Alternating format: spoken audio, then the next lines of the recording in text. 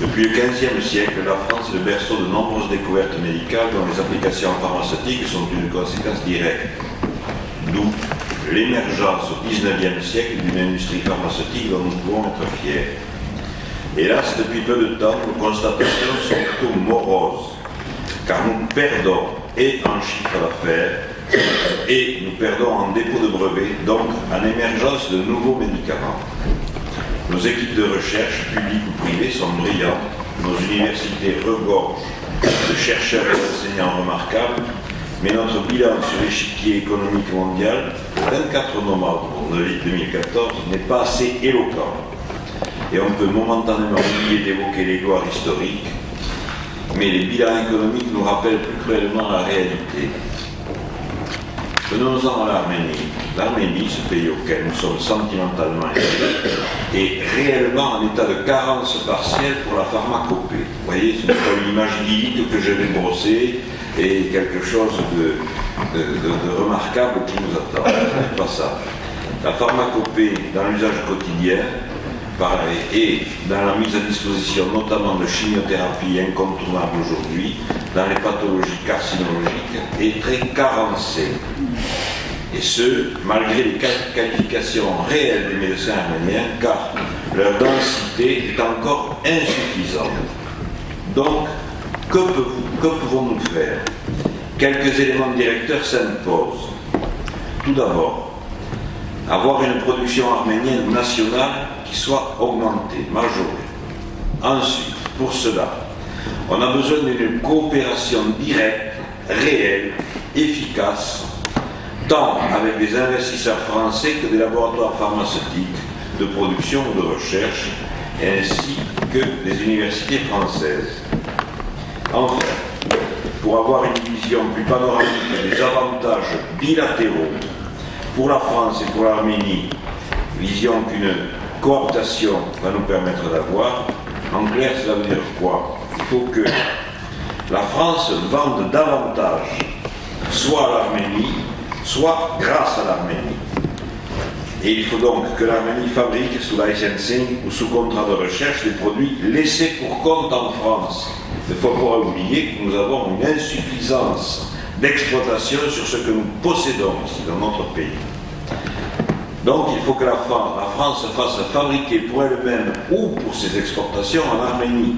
C'est son intérêt, en raison de ce qui vient d'être dit, notamment, c'est un pays à faible coût de production, avec une structure de personnes hautement qualifiées et hautement volontaires, personnes qui suscitent notre vif intérêt, nous nous retrouvons, car rattachés par des liens historiques, culturels, voire familiaux. Après ces considérations générales, quelques exemples concrets.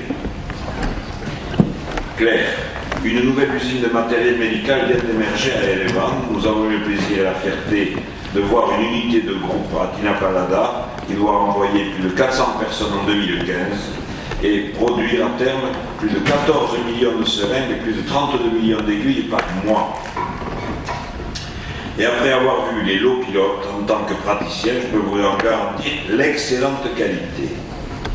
De plus, pour mémoire, un étage entier nous a été proposé, plus de 5000 m2, si nous souhaitions réaliser là-bas la sortie de vaccins thérapeutiques dont nous possédons en portefeuille la propriété industrielle.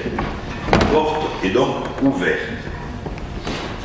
Pour mémoire également, je vous signale qu'une société spécialisée dans la réalisation de laboratoires de recherche, une société de haut de gamme, vient de nous assurer ce matin son soutien et sa sympathie pour réaliser des hauts de gamme en matière de technologie avancée pour la recherche et pour la fabrication de produits et de molécules tout à fait d'avant-garde. Quels sont les revers de médailles que nous pouvons avoir à essuyer? À la recherche d'informations, la semaine dernière, on m'apprend qu'un des plus gros laboratoires de génériques mondiaux vient de piloter qu'il y a un trimestre. Ça me gêne. Ça me gêne car le pays a des besoins. Mais qu'à cela ne tienne, rassurez-vous, quelques communications téléphoniques avec un ami francophone m'apprend qu'il vient de mettre en place une équipe de 22 chimistes pour la production de génériques et de compléments métaboliques. Et il m'autorise à en parler pour un futur proche et à évoquer ultérieurement la finalité, ce que nous pourrons évoquer lors d'un débriefing. Et on peut continuer.